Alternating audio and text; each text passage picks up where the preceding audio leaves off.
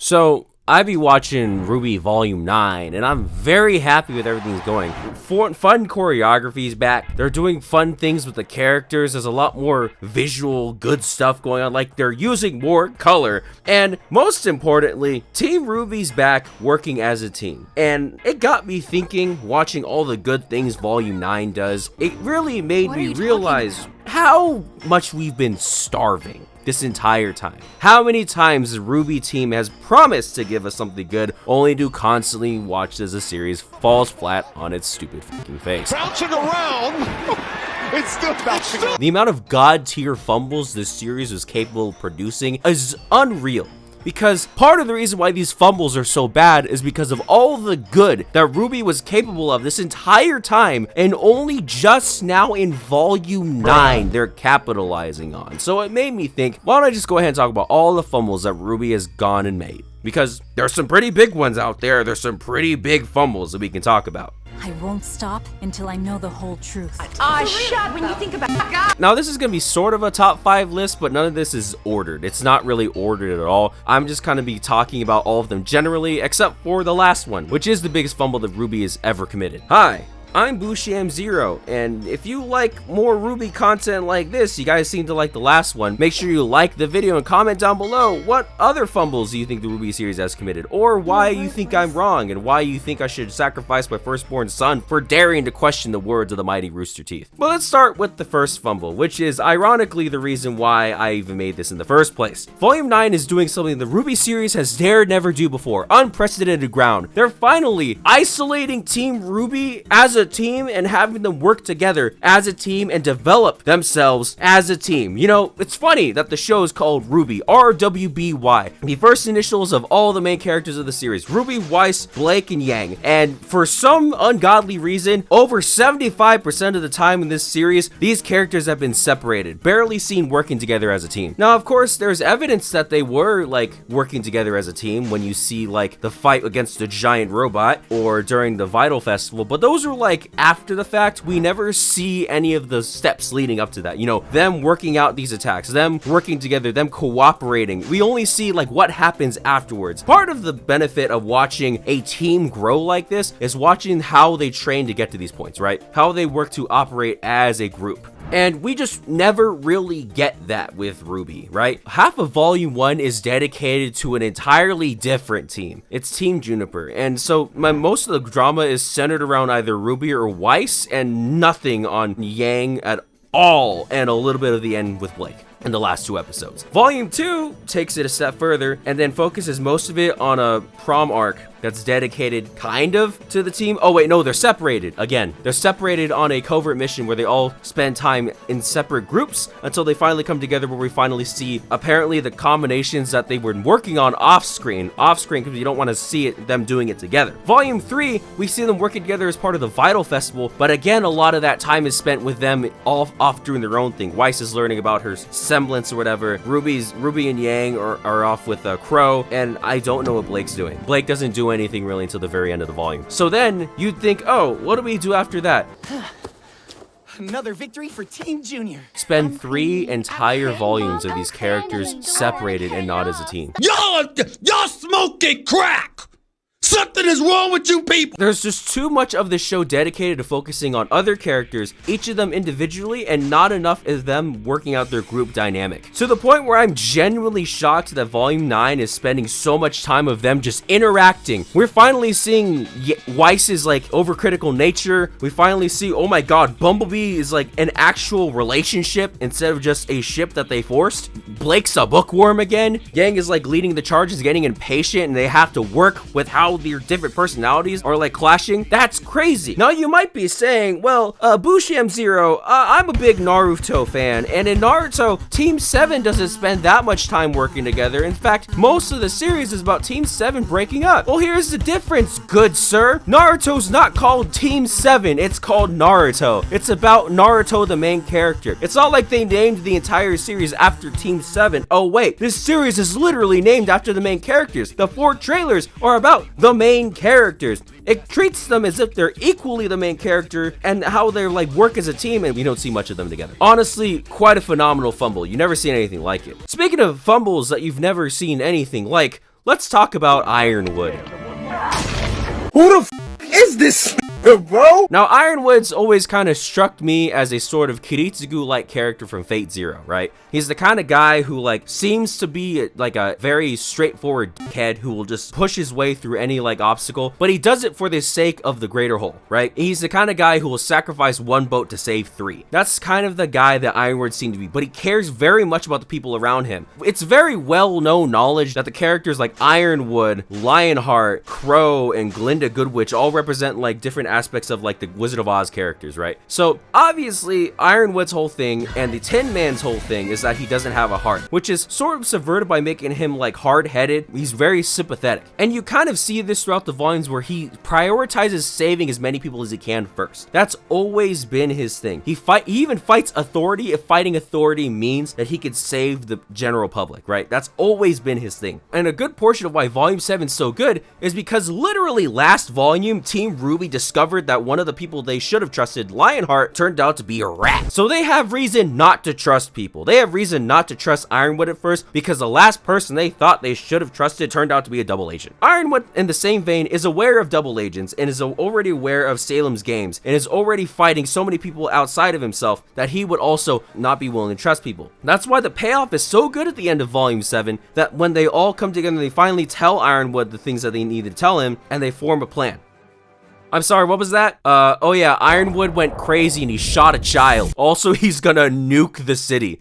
Hello? Hey, no, stop, just calm down, don't do it. Now, I don't know about you, but the Ironwood I described earlier doesn't seem like the kind of guy who would nuke an entire city full of, like, probably over 50% of the population just to save the tiny little island of Atlas, right? I don't care if it's like it'll stop Salem more efficiently, even though they literally just nuked her like 5 minutes ago. I don't care what kind of so-called tactical advantage this nuking the city gives them. There is none. But, like, bottom line is this character, this guy, we've seen very sympathetic, trying his hardest to save as many people as he can, working with Oscar, being kind to everyone. Like, I don't see him being the kind of person to nuke a city. And you would think that this is out of character if you didn't listen to the funny little Rooster Teeth post-story interviews where they're like, oh no, actually what's happening is his semblance is metal, which means that he will crush his heart if it means accomplishing the mission. Ding. Yeah, it was, So go ahead. Oh yeah, so that's kind of running into. Now, you see, my character, Charity Goodman, has always been a kind person. His superpower is called Adolf Murderstein, where every now and then, if he feels like it's necessary, he'll just start murdering people. I don't think that's good writing if I explain that actually he'll become a crazy-ass murderer if it means that he'll accomplish his goals. But the fact that they had to explain that it was his semblance means that they knew that they messed up. This especially doesn't work when they've already neutralized Salem with a giant nuke. They had pretty much already won. There's no reason to have made Ironwood the antagonist at this point. They're trying to save Mantle. Wait a minute! Who are you? And speaking of things with no reason, why did we need the Faunus? Bring them to their knees. Look, okay, guys, like, remember, these are civil rights people. These are minorities fighting for their civil rights. He's dead. The Faunus in universe are supposedly like the minorities, right? Rooster Teeth has been very open about the fact that Faunus are supposed to be like their stand-in for the civil rights movement, and racism and equality and all sorts of things, right? Okay, it's always bothered me. Post Volume 6, or even minus Adam, post Volume 5, and before Volume 4, when have the Faunus even really mattered? They're treated as an afterthought in Volume 1, and it's not even mentioned until exposition at the end of Volume 1. Volume 2, we see like a civil rights movement that's led by a guy who's clearly manipulating them. And then that's the end that's the end of it. That's the last time we see them. If I lose it all, slip and fall. Volume 3, we don't see them until they start killing civilians, right? I just don't understand what their goal was. The only act of like very blatant racism we see in RWBY is this sign here that says no Faunus. I don't count the time that the bullies who were bullying everybody grabbed the rabbit by the ears, and Yang's only response is, damn, must be hard to be a Faunus. Everything about this seems wrong. But again, one of the most heinous criminals in this entire series is an abusive boyfriend who kills people to get what he needs to get done, is probably a Jaegerist the way he be talking about can't be racist if there's only one race, and on top of that is a minority. Oh yeah, okay, let's check the villain lineup. Who else do we got? Another minority whose only interest is killing people because it's fun. Hey, you know what I realized? What? That's another minority that's a villain in this. Oh yeah, how'd you forget about that lady? I know about her. I just think it's very funny. The amounts of like minorities that are villains in this show. I don't know what we were trying to do with this when we literally already have evil, mindless monsters who we could have made the villains, the focus. Salem's literally this otherworldly thing, but I'm serious when I say that the Grimm have done about as much, if not less, evil from what we've seen in the series than literal minorities who just want equal rights do. I don't know what our goal was with this. Finally, I get to kill a Schnee. I also think it was a little weird that one of the only acts of racism that I forgot to mention in RWBY pre-Volume 4 is when our main character calls one of the minorities a slur. Would you like me to stop referring to the trash can as a trash can? Is this a racist cartoon? There's a lot of things that just shouldn't have happened in RWBY. One of which being, why did we kill Penny 17 bajillion times?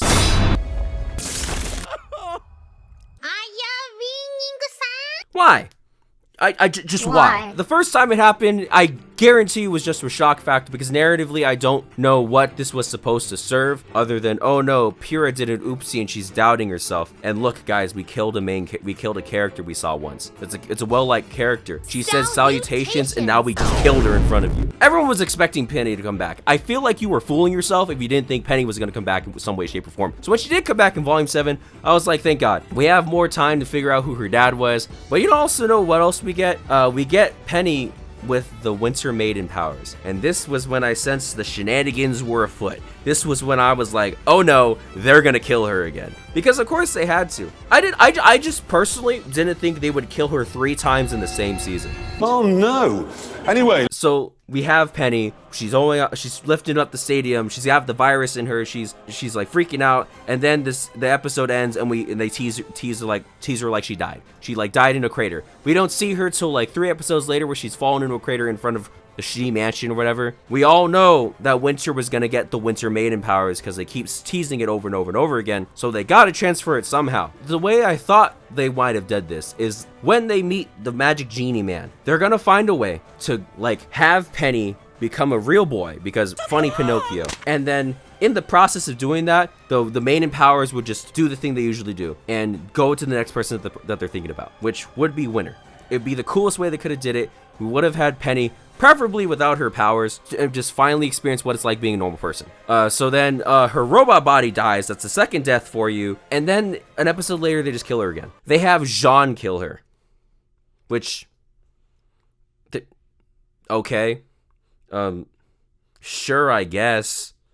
It's a weird choice. This is the second time they've had someone who wasn't that connected to Penny kill her for some reason. I just, if someone could explain to me why it had to be John, I'd appreciate it down in the comments below so I can disagree with you and tell you that you're stupid. Just, I don't understand why they had to do it this way. By the time they finally killed her at the end, I wasn't even shocked. I was just kind of, I think my only reaction was just why? Why'd they do it? Why did you kill the bitch 3 times? There's no reason to. I just don't see what doing this does for the story that just keeping her alive wouldn't. Keeping her alive as a normal boy. In fact, it's so weirdly structured that we don't even see what happens to her dad after this. The last time we see her dad is after they tease her death the first time. Afterwards, we see nothing of her dad. He's just gone. You'd think this would be pretty important. Like maybe he watches her die again or something like that. But I think they realized that they already had that moment when they killed her the first time. I don't know. It just seems a bit goofy to me. Nothing about this decision makes sense, and it kind of is just their own way of sloppily fixing the mistake they made by giving Penny the winter maiden powers the first time. Now that we've gone over 4 of my biggest fumbles with RWBY, I kind of want to talk about some general fumbles that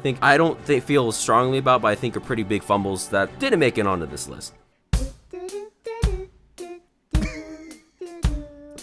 So why did they just keep stacking lore on top of lore? So like when they introduced their maiden powers, it was kind of assumed that the reason they wanted those powers was so that Salem could have the energy to destroy the world. This was a good enough reason to have. But then on top of like a sort of like collectathon power that you can get, they added another one, because the maiden powers actually don't matter for shit. What actually matters is their ability to open up vaults with more magic powers. That's good enough, right?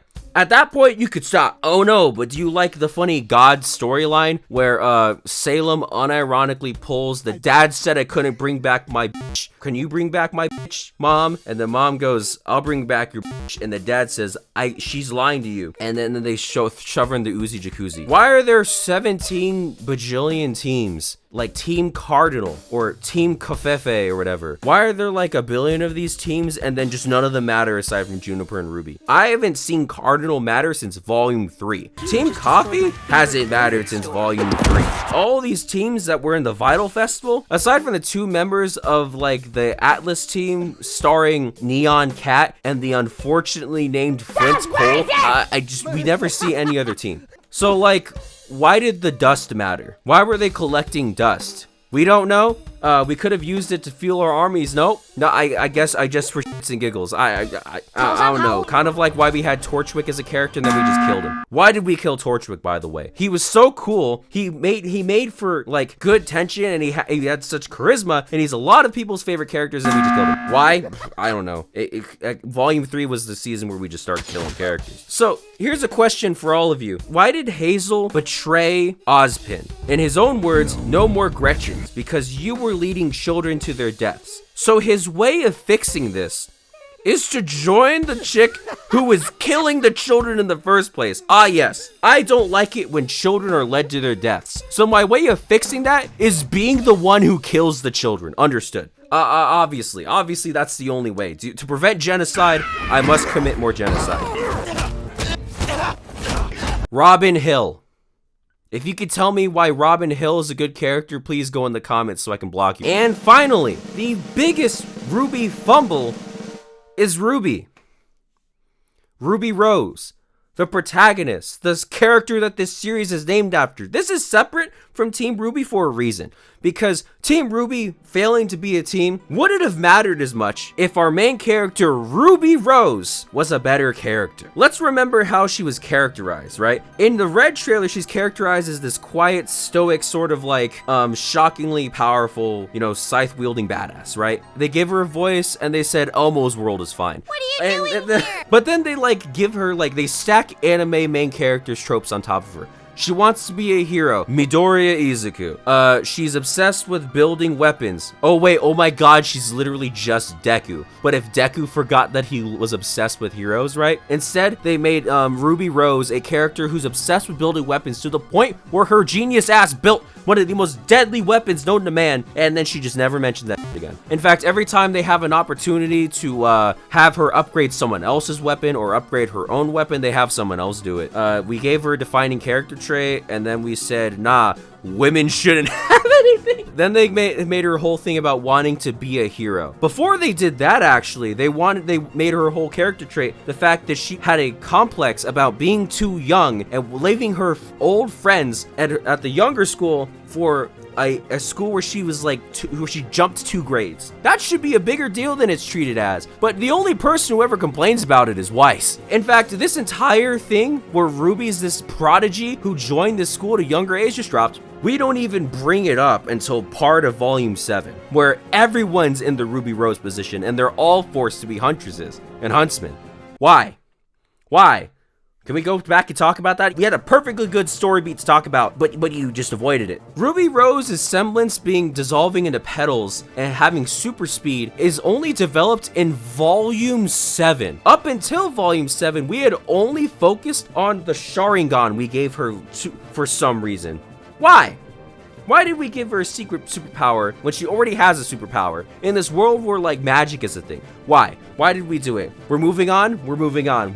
The volume, we gotta move fast. These episodes are only 15 minutes long. Just all these little things we could be focusing on, and we're only just now getting to it. In volume 9, there's this scene. In the most recent episode that I watched at the time of making this video, there's a scene where all of the RWBY characters are talking about who they are and why they identify as huntsmen or huntresses. RWBY's the only one who can't. And I don't know if it's because they're trying to do a thing where it's like, oh, the main characters gotta discover who they are, or if they're unironically asking because they never bothered to settle down with any of these character traits before. This scene where Ruby Rose is talking to Ruby Rose in her old outfit about who she really is simultaneously one of the best scenes in RWBY and one of the most frustrating, because it demonstrates how they've clearly fumbled the bag over and over and over again, to the point where they had to make an entire season about rectifying the biggest fumble they ever did.